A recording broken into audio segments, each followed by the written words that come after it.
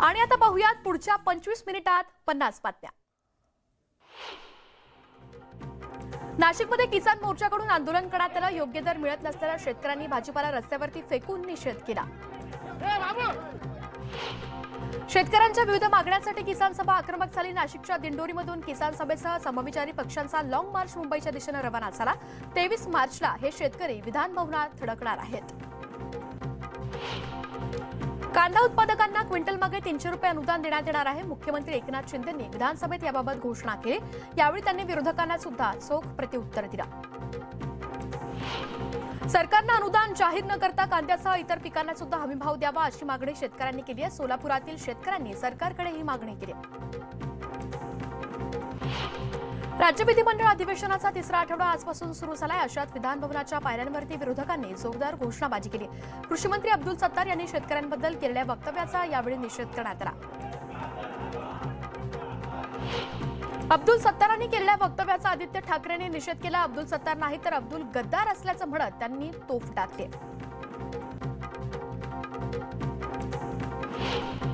शिवसेनेच्या उपनेत्या शीतल म्हात्रे यांच्या व्हायरल व्हिडिओचे पडसाद आज विधानसभेत उमटले। सभागृहातील महिला आमदार या मुद्द्यावरून आक्रमक झालेल्या पाहायला मिळाल्या। यामिनी जाधव, मनीषा चौधरींनी महिला सुरक्षेचा प्रश्न सभागृहात मांडला। व्हिडिओ व्हायरल करणाऱ्यांवरती त्वरित कारवाई करावी अशी मागणी सुद्धा महिला आमदारांनी केली। शिवसेनेच्या प्रवक्त्या शीतल म्हात्रे यांच्या आक्षेपार्ह व्हिडिओ प्रकरणामध्ये दहिसर पोलिसांनी कल्याणच्या तिसगाव परिसरातून विनायक डायरे या तरुणाला ताब्यात घेतलं। तो ठाकरे पक्षाचा कार्यकर्ता आहे। मात्र या प्रकरणानंतर संतप्त डायरे कुटुंबियासह ठाकरे गटाच्या कार्यकर्त्यांनी कोळशीवाडी पोलीस ठाण्यात ठिय्या मांडून घोषणाबाजी केली। संजय राऊतांनी हक्कभंग समितीच्या प्रमुखालाच टार्गेट केलं। राहुल कुल यांच्यावरती 500 कोटींच्या घोटाळ्याचा आरोप त्यांनी केलाय। कुल यांचं प्रकरण सोमय्यांकडे पाठवल्याची माहिती राऊतांनी दिली। राजकीय आक्षेपोटी माझ्यावरती आरोप केले जात असल्याचं स्पष्टीकरण राहुल कुल यांनी दिलं। तर नैराश्यातून संजय राऊतांनी वक्तव्य केल्याचं सुद्धा त्यांनी म्हटलं। शिवसेना उद्धव बाळासाहेब ठाकरे पक्षाच्या जिल्हाप्रमुख पदावरून आमदार वैभव नाईक यांना हटवण्यात आलं। वैभव नाईक शिवसेनेमध्ये प्रवेश करणार असल्याच्या चर्चा असल्यानं त्यांना पदावरून हटवल्याचं बोललं जात आहे। मात्र वैभव नाईकांनी त्या सर्व चर्चा फेटाळल्या। मातोश्रीवरील हनुमान चालीसा प्रकरणी सुनावणी महिनाभर पुढे ढकलण्यात आली। नवनीत राणांनी दोषमुक्तीसाठी अर्ज दाखल केला असून पुढील सुनावणी 6 एप्रिलला होणार आहे।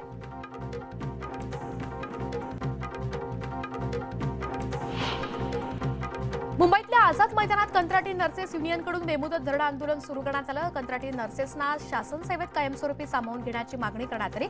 या आंदोलनामध्ये शेकडोंच्या संख्येनं आंदोलक सहभागी झाले। राज्यातील तहसीलदार संघटनेकडून नागपुरात सामूहिक रजा आंदोलन करण्यात आलं। तहसीलदार या पदाला इतर विभागातील समकक्ष पदापेक्षा कमी वेतन दिलं जात असल्यानं हे आंदोलन करण्यात आलं।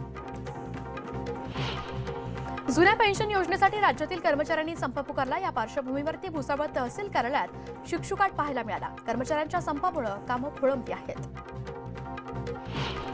पनवेल महापालिकेच्या करप्रणाली विरोधात महाविकास आघाडी रस्त्यावरती उतरली। पनवेलकरांवरती दुहेरी मालमत्ता कराचा बोजा पडत असल्यानं महाविकास आघाडीनं आंदोलन केलं। नवऱ्याच्या रजेसाठी बायकोनं आंदोलन केल्याची घटना सांगलीतील आटपाडी एसटी डेपोमध्ये घडली। या महिलेनं आगार प्रमुखांच्या केबिन बाहेर अंथरूण टाकून आंदोलन केलं। सरकार मेंढपाळांच्या पाठीशी असून मेंढपाळांना हक्काचं घर देणार असं आश्वासन उपमुख्यमंत्री देवेंद्र फडणवीसांनी केलंय। मुंबई धनगर समाजाकडून आयोजित कार्यक्रमात ते बोलत होते। बुलढाण्यातल्या शेगावमध्ये हरभरा खरेदी केंद्र सुरू करण्यात आलं। माटेगावामध्ये केंद्र सुरू करण्यात आलं असून शेतकऱ्यांना नोंदणी करून घेण्याचं आवाहन कृषी उत्पन्न बाजार समितीकडून करण्यात आलं। नाशिक जिल्ह्यामध्ये हवामान खात्यानं पावसाचा अंदाज वर्तवल्यामुळे शेतकऱ्यांची तारांबळ उडाली। मालेगाव, मनमाडसह अनेक भागांमध्ये गहू, हरभरा काढणीला वेग आला। मात्र काढणीसाठी मजूर मिळत नसल्यानं शेतकरी जास्त पैसे देऊन मशीनद्वारे काढणी करतायत। जालन्यातल्या सेवली इथल्या परीक्षा केंद्रावरती चोख पोलीस बंदोबस्त ठेवण्यात आला। कॉपी करून न दिल्यास जीवे मारण्याची धमकी इथल्या शिक्षकांना देण्यात आली होती। न्यूज 18 लोकमतनं ही बातमी दाखवताच परीक्षा केंद्रावर चोख पोलीस बंदोबस्त ठेवण्यात आला। वातावरणातील बदलामुळे शेतकऱ्यांनी गहू काढणीला सुरुवात केली। याचाच फायदा इथे हार्वेस्टर चालकांनी भाववाढ केली आहे। त्यामुळे शेतकरी पुन्हा एकदा आर्थिक कोंडीत सापडलाय। भंडाऱ्यातल्या मोहाडी तालुक्यातल्या शेतकऱ्यांना कोबी पिकावरती रोटावेटर फिरवला. कोबीला योग्य भाव मिळत नसल्यामुळे लागवडीचा खर्च सुद्धा वसूल होत नाही. त्यामुळे जाम इथले शेतकरी जगदीश कोरडे यांनी 6 एकरातील पिकावर रोटावेटर फिरवला. जालन्यातल्या सावरगाव हडप इथे 2 एकरातील हरभऱ्याच्या गंजीला आग लागली. यात शेतकऱ्यांचं मोठं नुकसान झालं असून पंचनामा करून तातडीनं नुकसान भरपाई देण्याची मागणी शेतकरी विष्णू शिंदे यांनी केली. वाशिम जिल्ह्यातील कारंजा, रिसोड, मालेगाव, मंगरुळपीरमध्ये तुरीच्या दरात घसरण झाली. तुरीचे दर तब्बल 600 ते 900 रुपयांनी कमी होऊन प्रति क्विंटल 7,600 ते 7,900 रुपयांवरती पोहोचले. त्यामुळे तूर उत्पादक शेतकरी चिंतेत आहे.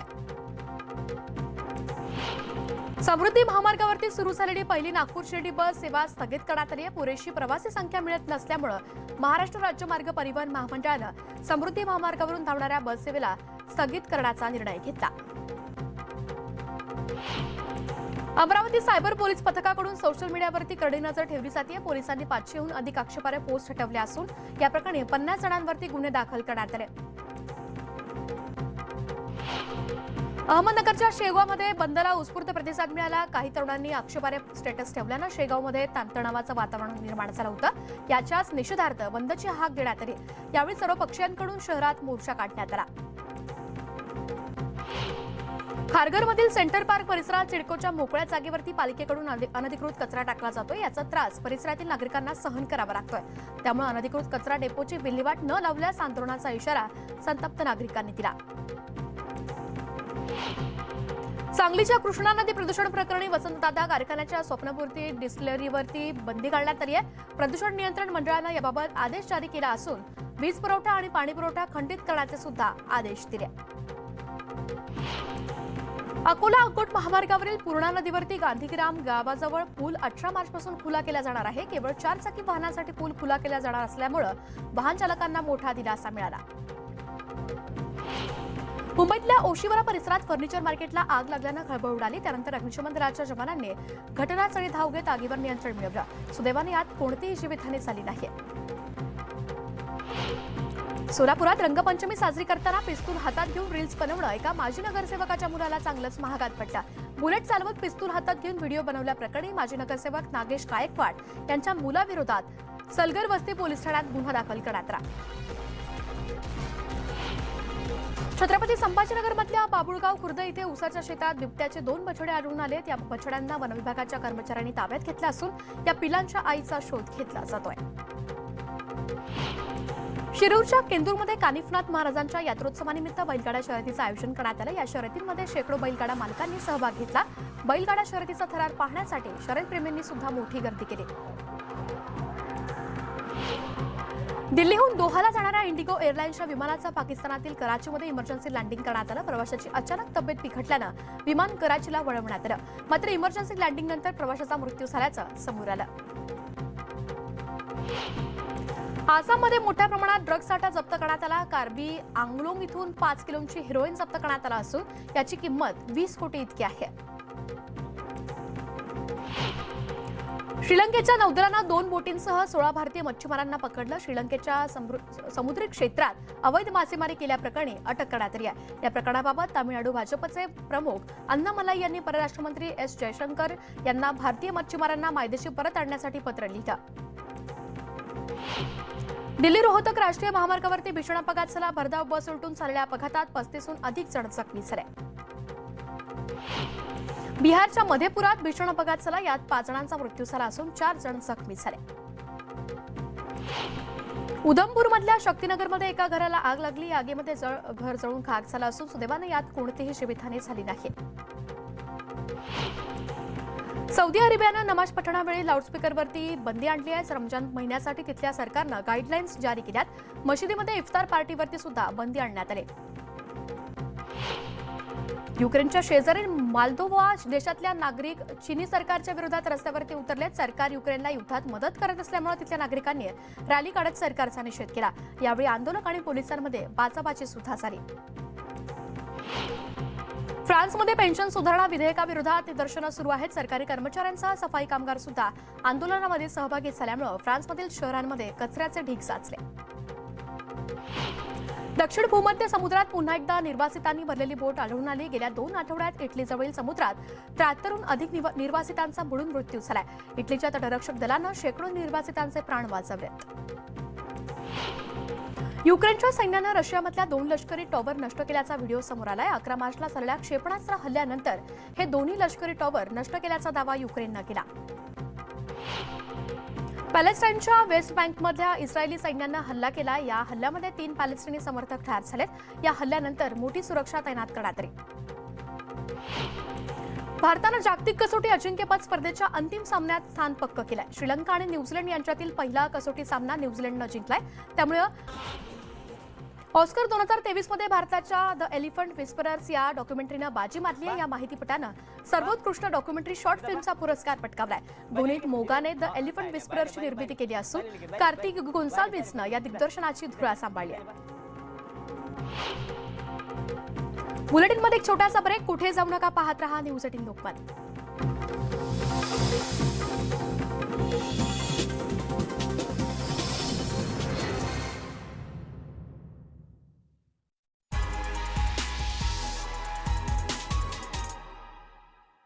झालं तरी देखील पालोती, कुरझडी, आसगाव, सेलूकाटे आणि वायगाव इथल्या शेतकऱ्यांना पाणी मिळालेलं नाहीये आणि त्यामुळे शेतातील पिकं सुकू लागली आहेत। त्यामुळे शेतीसाठी पाणी कधी मिळणार असा सवाल शेतकरी विचारतात। जालन्यातल्या सावरगाव हडप इथे 2 एकरातील हरभऱ्याच्या गंजीला आग लागली। यात शेतकऱ्याचं मोठं नुकसान झालं असून पंचनामा करून तातडीनं नुकसान भरपाई देण्याची मागणी शेतकऱ्यांनी केली आहे। धाराशिव 8 दिवसांपासून वातावरणात बदल झालेला आहे। जिल्ह्यातील काही भागात हलका पाऊस झालाय। ढगाळ वातावरण कायम आहे, तर गेल्या आठवड्यात 38 अंशांवर गेलेलं तापमान 31 अंशांपर्यंत खाली आले। बदलत्या हवामानामुळे साथीच्या आजारांमध्ये वाढ झाली आहे।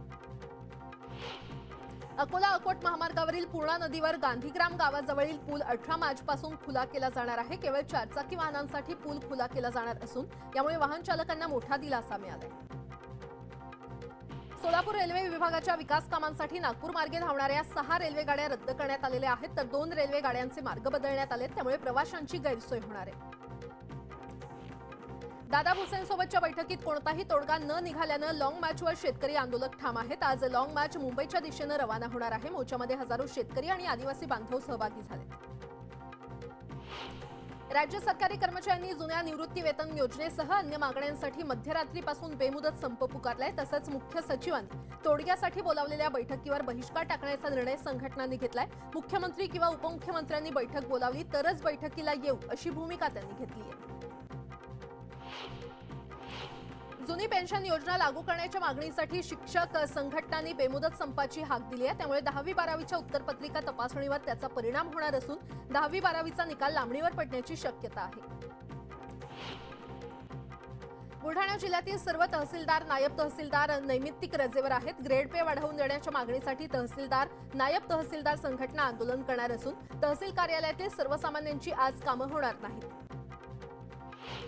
राज्य विधिमंडळ अधिवेशनाचा 3रा आठवडा आजपासून सुरू होतोय। राज्याच्या अर्थसंकल्पावर विधिमंडळात चर्चा सुरू असून शेतकऱ्यांच्या प्रश्नावरून आज विरोधक पुन्हा आक्रमक होण्याची शक्यता आहे।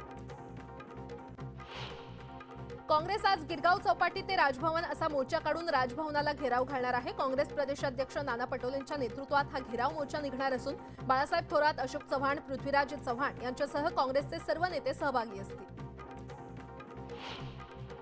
माजी मंत्री हसन मुश्रीफ यांना ईडीकडून समन्स बजावण्यात आलं असून आज चौकशीसाठी बोलावलेलं आहे। त्यामुळे हसन मुश्रीफ आज ईडी कार्यालयामध्ये हजर होणार का याकडे सगळ्यांचं लक्ष लागलंय।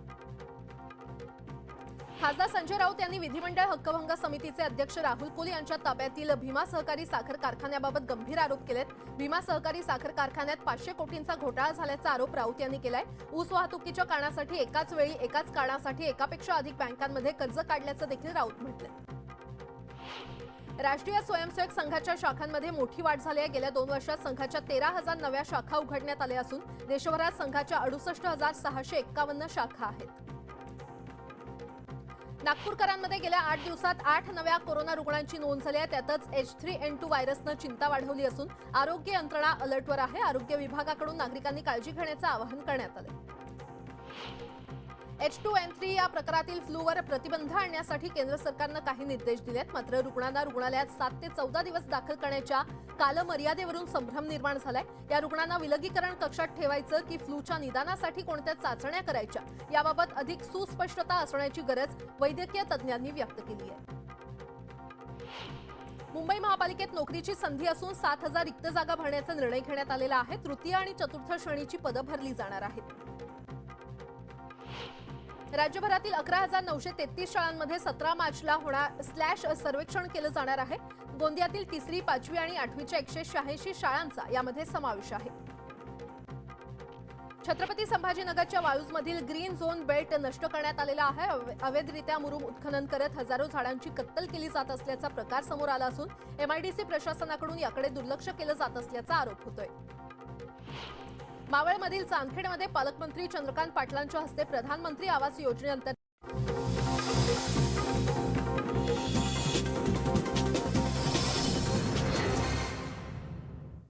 ब्रेकनंतर आपलं स्वागत. एक सविस्तर बातमी पाहूयात. वाशिम जिल्ह्यात बहुतांश शेतकरी संत्र्याचं उत्पादन घेतात.